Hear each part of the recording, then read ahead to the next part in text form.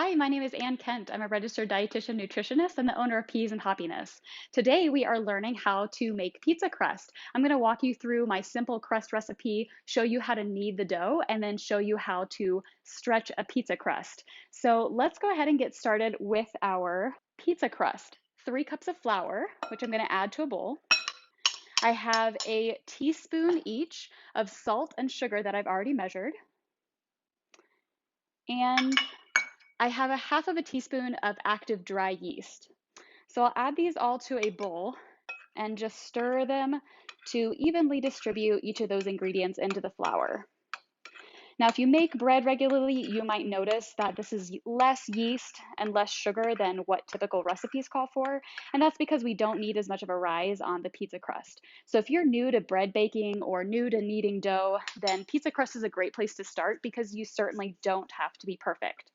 So now we're going to go ahead and add our wet ingredients. We're going to make a well in the center of our dry ingredients here, and I'm going to pour in some warm water.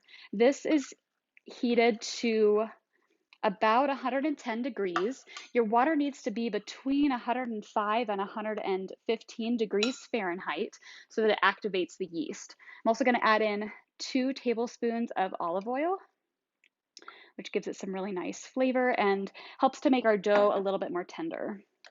So that water does need to be the correct temperature. If it's too cold, it will not activate the yeast and it won't rise quickly enough. If it's too warm, it will actually kill the yeast and your dough won't rise at all. So I'm using 1 1/3 cups of water, which works really, really well with this all-purpose flour. If you're using a bread flour, which has a little bit more gluten in it, then you may need to add a little bit more water. So you can see how this comes together to form a very, very sticky dough. So the next step is to knead our dough. And you'll want to do this on a very well floured surface. I have about an extra cup of flour here that we'll use. So I'll be very generous as I flour that surface. I like to cover my hands in the flour as well so that it doesn't get too sticky. And as I go along, I'll continue to flour my hands, flour the dough, and I'm just going to kind of pour that dough out onto my floured surface. You can see it's pretty sticky, so keep flouring your hands so it doesn't stick too much. And this is going to incorporate quite a bit of flour into your dough. So right now, you can see this dough is quite floppy. It doesn't have a lot of structure. If I poke it, it doesn't spring back into place. And as we knead the dough, we are going to help to form the gluten. Gluten is the protein in wheat, barley, and rye, and it's made of 2 components. It's made of glutenin and gliadin. And together, those 2 components are both stretchy and strong, and they allow bread to rise.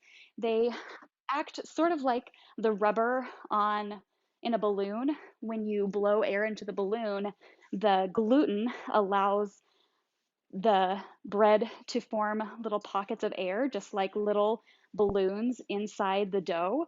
And that helps to leaven the dough, give it that nice, light, airy feel. The more you knead the dough, the more even it will be. So we're going to knead it for a few minutes to form that gluten. Now, as I knead, what I'm doing is I'm pressing down with the ball of my hand pretty aggressively. I turn the dough a quarter turn. I press down, I fold the dough, I press down, I turn. I press down, I fold the dough and press down, quarter turn, press down, fold the dough and press down. And you can see that my dough is starting to become a little bit more stiff, a little bit more sturdy, and have more structure. So now when I poke it, it does spring back. So you knead the dough until it springs back when you press it. So you can either separate this into the 2 crusts right away, or you can simply roll in a little bit of flour. You can even add a little bit of oil to the top, just so that it doesn't become crusty as it rises. And then set that aside in a warm place to rise for about an hour, or put it back in your bowl and put it in the refrigerator for, again, up to 5 days to develop the flavor. So after it rises, I've already made this and split my dough into two separate pizza crusts. You can tell that they're a little bit light. They've started to puff up. That is the rising. So we're going to use these now and go ahead and stretch our pizza crust. For this part, you definitely want to make sure that you're not wearing any jewelry, no bracelets. We're going to get flour all over the place.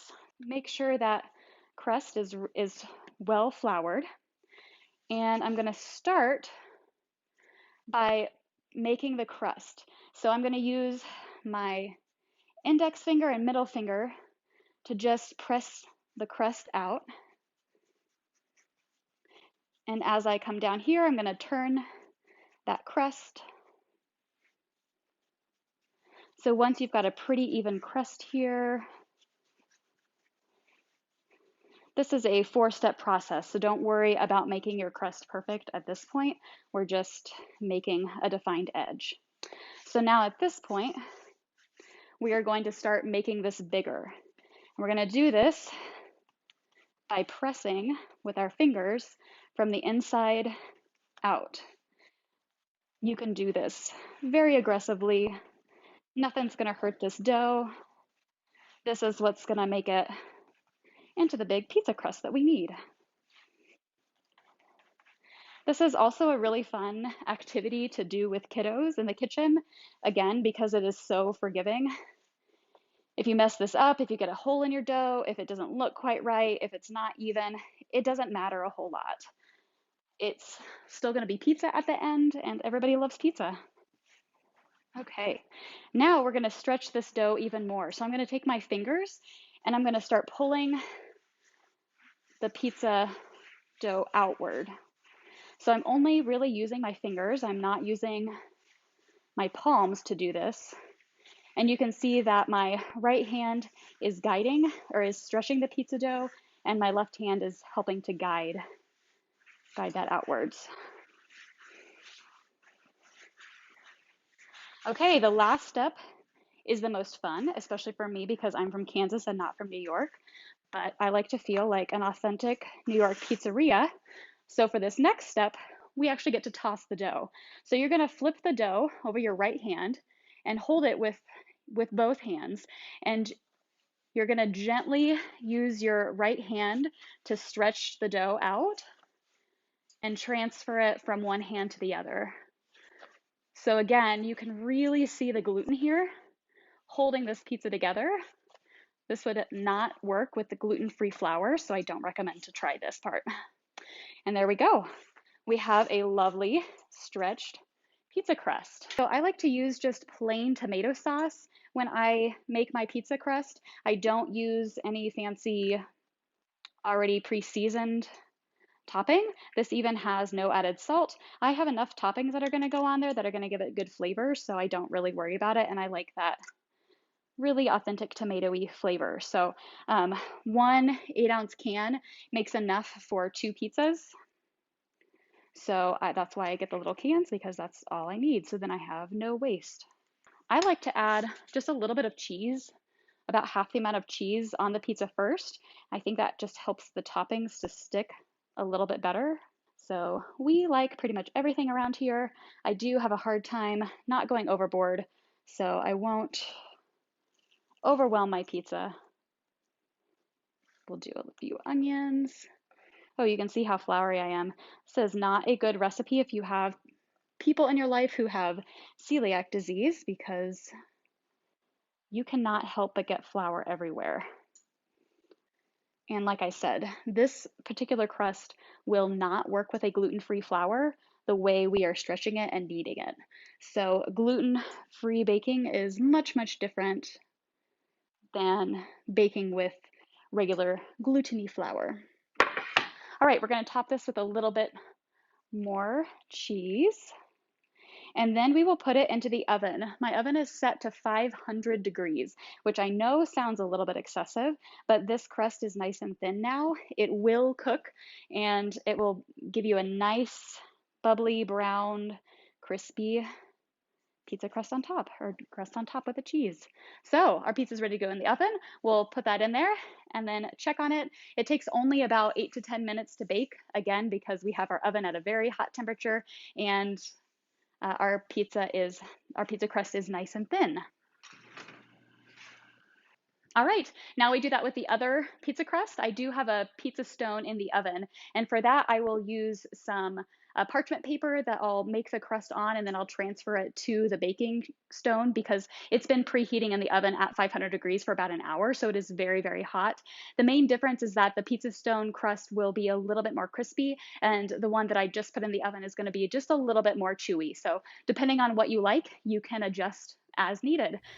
And here's our finished product. The pizza's hot and fresh out of the oven. I hope you enjoy this. If you have any questions, feel free to catch me on Instagram or Facebook at Peas and Poppiness. If you have any questions, leave a comment. And if you decide to make pizza, I hope that you take a picture and tag me and let me see your finished product.